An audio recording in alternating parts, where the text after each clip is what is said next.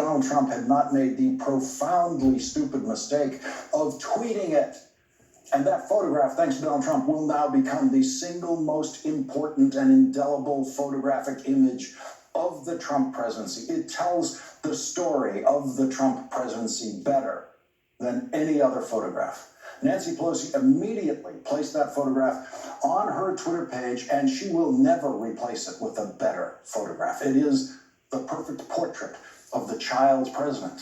The Trump face is full of the confusion and fear of a 4-year-old boy being rebuked by an adult in the room full of adults who know he shouldn't be there. 50 years from now, school children studying American history will come upon this photograph, and they will instantly know who was in charge in that room. The adult standing and pointing at the pained face across the table. Historians will recognize that when Nancy Pelosi stood up to that president today, she wasn't just standing up for herself and for Congress. She was standing up for the millions of Americans and millions of people around the world who immediately stood up to Donald Trump after he was inaugurated in what turned out to be the largest inauguration protest in history, a protest that went worldwide. She was standing up for American voters whose democracy has been attacked by foreign agents while Donald Trump welcomes those attacks. She was standing up for children held in custody at the southern border by Donald Trump and mothers and fathers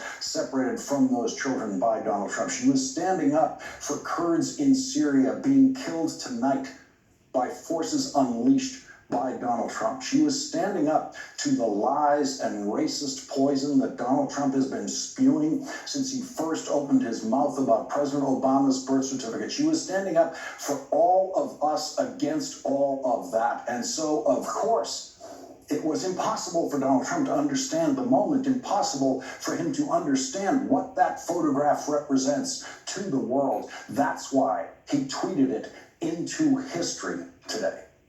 What Nancy Pelosi was saying to Donald Trump then was, all roads with you lead to Putin.